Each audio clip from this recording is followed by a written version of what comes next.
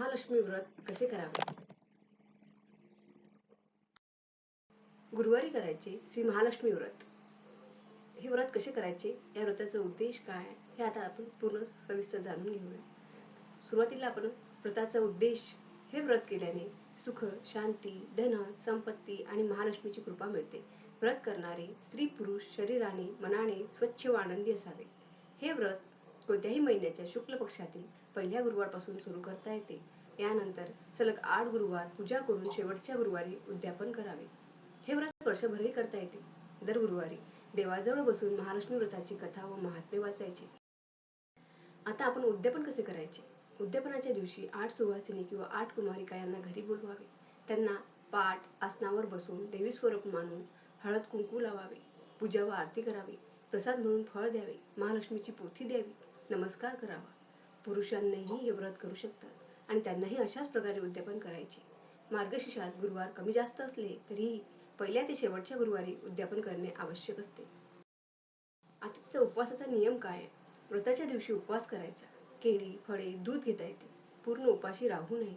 रात्री गोडाचे जेवण करून देवीला नैवेद्य दाखवावा. कधी अडचण असेल तर पूजा दुसऱ्याकडून करून घ्यावी, पण उपवास मात्र स्वतःच करायचा. आता दुसरा कोणताही उपवास असेल तरी गुरुवारी व्रत करायचेच. दिवसा वेळ नसल्यास रात्री पूजा करता येते. दिवसा भोजन करू नये. गरज वाटल्यास रात्रीही न जेवणे चालते. नंतर पोथी वाचन करावे. पोथी वाचताना मन शांत आणि एकाग्र राखावे. आता आपण श्री महालक्ष्मीची स्थापना व विसर्जन यांचा सोपा पूजा विधी कसा आहे ते जाणून घेऊया. स्थापना कशी करायची? ही पूजा स्वतःच करायची आहे. त्याला ब्राह्मण वगैरेची काही आपल्याला गरज नसते. त्याच्यासाठी सुरुवातीला देवतेचे तोंड पूर्व किंवा उत्तर दिशेला असावे. ती जागा स्वच्छ करून चौरंग पाट ठेवावा व रांगोळी घालावी. त्या पाटावर तांदूळ किंवा गहू असे गोल वर्तुळाकार वगैरे पसरावेत.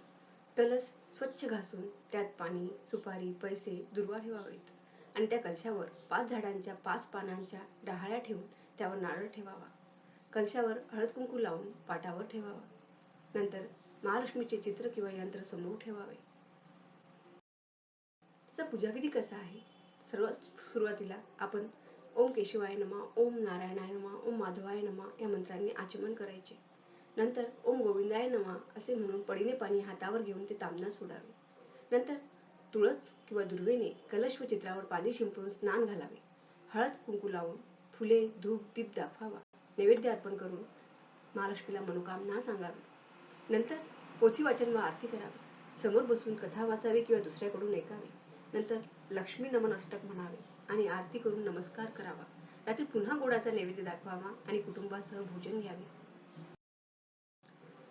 विसर्जन कधी करायचे? दुसऱ्या दिवशी कलशातील पाणी डहाळ्या 5 वेगवेगळ्या ठिकाणी ठेवा. कलशातील पाणी नदी किंवा तलाव, विहीर किंवा तुळशीजवळ ओतावे. पूजास्थळी हळद कुंकू वाहून नमस्कार करावा. हे सर्व प्रत्येक गुरुवारी एकूण 8 गुरुवार पूर्ण होईपर्यंत करायचे. या व्रताचे महत्त्व काय आहे? हे व्रत केशरी व्रत म्हणूनही ओळखले जाते. पूजेदरम्यान कोणत्याही एकाच रंगाचे धुतवस्त्र परिधान करावे. दररोज रात्री ओम श्रीम नमः या मंत्राचा 1000 जप केल्यास उत्तम अनुभव येतात असे सांगितले आहे. अशा प्रकारे